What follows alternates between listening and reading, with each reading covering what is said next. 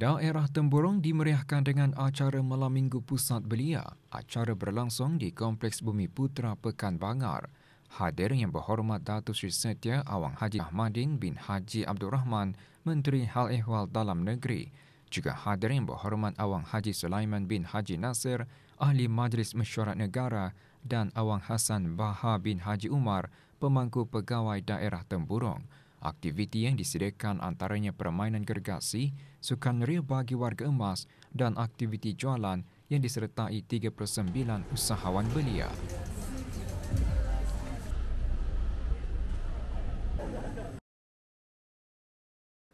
Universiti Teknologi Brunei UTB dan Imagine Sendirian Berhad memperkukuh perkongsian strategik dengan memeterai memorandum persefahaman MOU bertujuan meningkatkan peluang latihan dan pendedahan industri kepada graduan UTB. Majlis berlangsung di sebuah hotel di Ibu Negara. Menyaksikan majlis penandatanganan Dr. Chin Wei Keh, Timbalan Setiausaha Tetap Pendidikan Tinggi Kementerian Pendidikan. Mewakili pihak UTB, Dr. Muhammad Saiful bin Haji Omar, Pemangku Naib Chancellor UTB. Manakala Imagine Sendirian Berhad diwakili oleh Alan On, Pengarah IBE, Kementerian Keuangan dan Ekonomi, selaku Ahli Lembaga Pengarah dan Pemangku Ketua Pegawai Eksekutif syarikat berkenaan. Melalui kerjasama ini, para mahasiswa UTB berpeluang menjalani latihan penempatan dalam infrastruktur ICT, produk inovasi digital, strategi korporat dan pemasaran. Program tersebut juga dihasrat meningkatkan lagi pembangunan profesional dan memupuk kesediaan industri. Majlis Puningan Mukim dan Kampung Daerah Temburong, Persatuan-Persatuan Belia Seluruh Negara dan Malam Minggu Pusat Belia menganjurkan program Ketemburong Bisai edisi Sharing Time. Program 4 hari itu diadakan di sekitar Pekan Bangar. Antara perisiannya, aktiviti jualan KTB oleh 26 peserta jualan. Program diadakan dengan sokongan Jabatan Daerah Temburong, Pejabat Hal Ehwal Ugama Temburong dan Jabatan Belia dan Sukan Cawangan Temburong. Untuk memperkenalkan lebih banyak produk baharu serta mengikuti lebih banyak gerai jualan di lokasi strategik. Ini bukan sahaja dapat meningkatkan pendapatan tetapi juga memberi peluang pekerjaan kepada belia lain dan komuniti. Meramaikan lagi Temburong lah, banyak yang orang-orang dari bandar, dari mana datang kemari juga. Tabung Amanah Pekerja TAP melalui Unit Perkhidmatan Persaraan meneruskan program 10 tahun menjelang persaraan untuk sesi kedua. Berlangsung di bangunan Kementerian Keuangan dan Ekonomi, program bertujuan mengongsikan kepentingan perancangan keuangan serta menyediakan akses kepada maklumat dan perkhidmatan. Program dihadiri oleh ahli-ahli TAP terdiri daripada pegawai dan kaki tangan Kementerian Hal Ehwal Dalam Negeri, Kementerian Hal Ehwal Luar Negeri dan Kementerian Pendidikan yang akan bersara dalam tempoh 10 ke 15 tahun. Sesi kali ini turut dihadiri oleh para peserta daripada syarikat-syarikat telekomunikasi. Kementerian Sumber-Sumber Utama dan Pelancongan baru-baru ini menyertai Arabian Travel Month ATM 2025 yang diadakan di Pusat Perdagangan Dunia Dubai, Emiriyah Arab Bersatu. Penyertaan tersebut menggariskan komitmen negara untuk mengukuhkan kehadiran dalam pasaran Timur Tengah, menjalin perkongsian strategik dan menawarkan kepelbagaian pelancongannya kepada khalayak antarabangsa yang lebih luas. Pada acara tersebut, Jabatan Kemajuan Pelancongan dan 6 agensi utama termasuk syarikat penerbangan Diraja Brunei, ejen-ejen pelancongan serta wakil beberapa buah hotel menyertai beberapa siri perjumpaan business to business. Juga diadakan sesi rangkaian yang dihoskan bersama Lembaga Pelancongan Sarawak.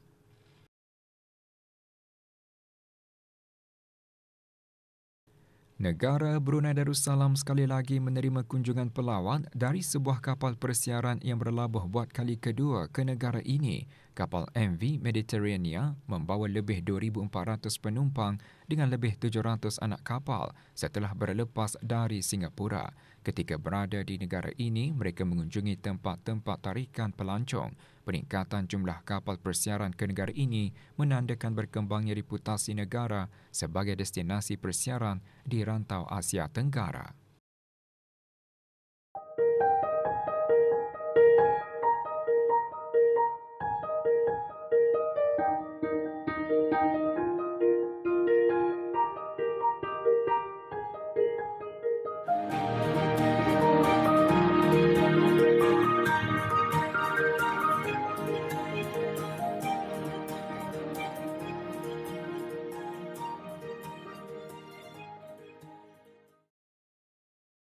Perkhidmatan pengurusan jenazah satu perkhidmatan yang menyediakan keperluan lengkap untuk mengurus jenazah dari saat kematian hingga ke pengebumian. Ar-Razak Kifayah Management merupakan syarikat pengurusan jenazah pertama di Brunei Darussalam ada menyediakan perkhidmatan tersebut. Ar-Razak Kifayah Management ditubuhkan pada tahun 2019. Syarikat tersebut mempunyai 19 orang penggapai terdiri daripada belia-belia tempatan, lepasan dari Institut Tahfiz Sultan Haji Hassan Al-Bolkiah dan Universiti Islam Sultan Sharif Ali Yunisa. Mereka diberikan kursus dan latihan selama 1 bulan 4 minggu dan dihantar ke masjid-masjid untuk membantu sekaligus memahami pengurusan jenazah dengan lebih teliti. Syarikat Ar-Razak ni boleh membuka lagi pilihan ataupun option yang mana pengurusan jenazah ni sebenarnya tidak semestinya di masjid saja. Kita ni boleh buat di rumah-rumah apa, ini kira waktulah, malam boleh, pagi boleh atau. Dan cabaran yang terakhir sekali adalah kebanyakannya penggapai-penggapai yang bekerja di bawah syarikat Ar-Razak ni semuanya di golongan remaja, orang muda-muda. Jadinya orang-orang kita ni tu kalau yang melihat orang muda ni kadang-kadang ada sedikit keraguan. Jadinya cara kami mengatasi masalah itu adalah kami syarikat Ar-Razak ni memastikan penggapai-penggapai ni bersiap sedia sama selalu terlatih. Artinya diorang ni setiap minggu memang ada berlatih dengan dia punya pakar-pakar penggapai dari negara Brunei Darussalam inilah. Syarikat tersebut menyediakan 3 pakej pengurusan jenazah iaitu pakej Kifayah dengan harga RM660, pakej Sahlah RM960 dan pakej Inayah RM1,380. Set kelengkapan pengurusan jenazah adalah disediakan oleh syarikat berkenaan. Syarikat tersebut juga ada menyediakan tabung sedekah serendah RM5. Orang ramai boleh melayari laman sesawang www.arrazakbn.com ataupun ikuti sosial media sama ada di Instagram arrazak.bn dan TikTok arrazakbn. Jadinya yang kedua juga nasihat saya untuk para remaja-remaja di luar sana yang ingin berkecimpung ataupun ingin memulakan dalam pengurusan jenazah ni, yang paling penting adalah kita ni mesti siap sedia dan committed. Pasalnya kalau pengurusan jenazah ni mati tidak mengenal waktu sama usia. Jadinya kita ni mesti kukuhkan lagi ilmu fardu kifayah. Pasalnya ilmu fardu kifayah ni adalah salah satu daripada asas ilmu-ilmu agama. Dan jangan takut untuk belajar dari sesuatu, maksudnya tu kita ni tidak boleh menyerah dan mesti menerima teguran dari orang-orang pakar. Macam contoh kalau sekiranya ada teguran dari masyarakat ataupun daripada guru-guru kita ni.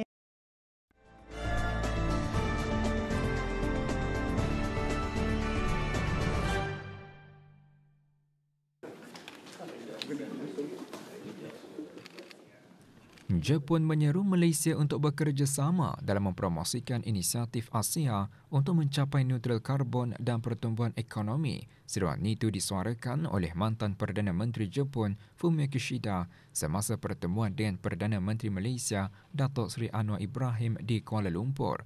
Kedua-dua pemimpin mengulangi komitmen untuk memajukan penyahkarbonan serantau dan pertumbuhan mampan di bawah inisiatif Komuniti Pelepasan Sifar Asia (AZEC). Tuan Kishida berkata, perbincangan itu mencerminkan asas kepercayaan kukuh yang terjalin antara kedua-dua pemimpin. Pertemuan tersebut merupakan lawatan susulan delegasi Tuan Kishida Jepun ke Indonesia.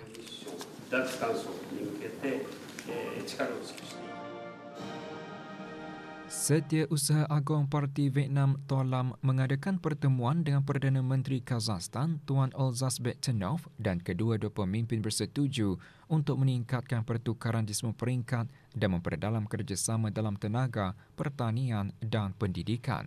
Para pemimpin juga membincangkan pengukuhan hubungan melalui jawatan kuasa antara kerajaan mengenai kerjasama ekonomi, perdagangan, saintifik dan teknikal serta menubuhkan pejabat perdagangan Vietnam di Kazakhstan dan Majlis Perniagaan bersama. Setiausaha Agong Parti Tolam juga mencadangkan memperluaskan kerjasama dalam sektor baharu dan menambah baik persekitaran undang-undang bagi pelaburan. beliau juga menekankan untuk mengkaji semula dan mengemaskini perjanjian kerjasama dan meningkatkan perkongsian pengangkutan, logistik, pelancongan, sains dan teknologi.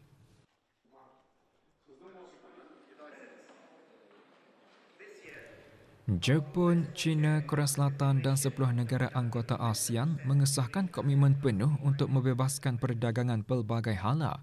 Komitmen dinyatakan di tengah-tengah kebimbangan bahawa langkah tarif Amerika Syarikat mungkin memberi kesan terhadap ekonomi rantau negara-negara berkenaan. Ketua-ketua Kewangan dan Gubernur Bank Pusat Negara ASEAN Plasri menyusun kenyataan bersama semasa mesyuarat mereka di Itali baru-baru ini. Dokumen itu menekankan bahawa prospek ekonomi wilayah mereka tertakluk kepada ketidakpastian yang semakin meningkat. Juga disentuh pelindungan perdagangan yang meningkat membebankan perdagangan global yang membawa kepada pemecahan ekonomi, menjejaskan perdagangan, pelaburan dan aliran modal di seluruh rantau. Turut dinyatakan para pegawai mengesahkan komitmen penuh terhadap multilateralisme dan sistem perdagangan pelbagai hala berasaskan peraturan, tidak diskriminasi, bebas, adil, terbuka, inklusif, saksama dan telus dengan Pertubuhan Perdagangan Dunia sebagai teras. Kenyataan itu juga mengatakan para pegawai akan mempromosikan perdagangan dan aliran pelaburan antara wilayah yang lebih besar. Ďakujem veľmi pekne, minister. We have built together with United States over the Kesatuan years. Eropah EU tidak merasa tertekan untuk menerima perjanjian perdagangan yang tidak adil dengan Amerika Syarikat. Ketua Perdagangan EU berkata, rakan dagangan lain juga berminat untuk mempercepat rundingan dengan blok tersebut. Pesuruhjaya Perdagangan Eropah, Maroš Šefčovič, memberitahu Parlimen bahawa rantau itu tidak merasa tertekan untuk menerima perjanjian yang mungkin tidak adil bagi EU. Rantau tersebut juga mempersiap tindak balas kepada pelbagai tarif yang dikenakan Amerika Syarikat ke atas barangan import EU semasa penangguhan selama 90 hari dengan kesemua pilihan ada disediakan. Šefčovič berkata penyelesaian yang dirundingkan dengan Amerika Syarikat kekal sebagai hasil yang jelas dan pilihan EU. Semasa perdebatan di Parlimen Eropah, dia berkata EU kini memerlukan Amerika Syarikat untuk menunjukkan kesediaannya mencapai kemajuan ke arah penyelesaian yang adil dan seimbang. EU menggantungkan tidak balas ke atas tarif keluli bagi memberi ruang kepada rundingan meskipun kelihatan hanya mencapai kemajuan yang terhad. Rules-based international trade to respect of the rules for all of us, because this is Amerika Syarikat mesti menghentikan ancaman dan tekanan terhadap China jika mahu menangani isu tarif melalui rundingan. Perkara itu dijelaskan oleh jurucakap Kementerian Luar China. Mengulas mengenai isu tersebut, Lin Jian memberitahu wartawan bahawa Amerika Syarikat perlu mencipta syarat bagi kemungkinan rundingan. Tambahnya, Amerika Syarikat telah melancarkan perang tarif bersama China dan China mempunyai pendirian untuk mempertahankan diri. Namun sekiranya Amerika Syarikat menginginkan rundingan, maka China sedia menerimanya. Baru-baru ini, Amerika Syarikat dikatakan berulang kali menzahirkan kemahuan untuk mengadakan rundingan bersama China. Bagaimanapun, menurut Lin, rundingan berasaskan kesaksamaan, saling menghormati dan manfaat bersama diperlukan bagi menangani isu berkenaan.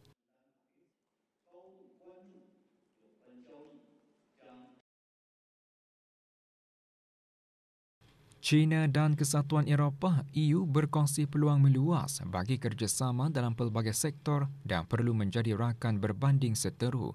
Perkara itu dijelaskan oleh Ketua Misi Negara China ke EU dalam temu bual dengan CGTN. Berucap menjelang ulang tahun ke-50 penubuhan hubungan diplomatik China-EU, Chai Run, Duta China berkata, hubungan dua hala antara China dan EU berkembang dengan baik sejak lebih 50 tahun yang lalu dengan kerjasama yang praktikal dan berkembang pesat serta hubungan persahabatan yang dipertingkatkan. Hubungan itu menurutnya telah melalui pelbagai perjalanan yang sangat luar biasa selain mengekalkan momentum yang berkembang. Kerjasama perdagangan dan ekonomi antara China dan EU yang saling memberi manfaat dan melengkapi menjadi asas penting hubungan dua hala, membawa manfaat kepada rakyat selain menyumbang kepada pertumbuhan ekonomi dan kemakmuran global.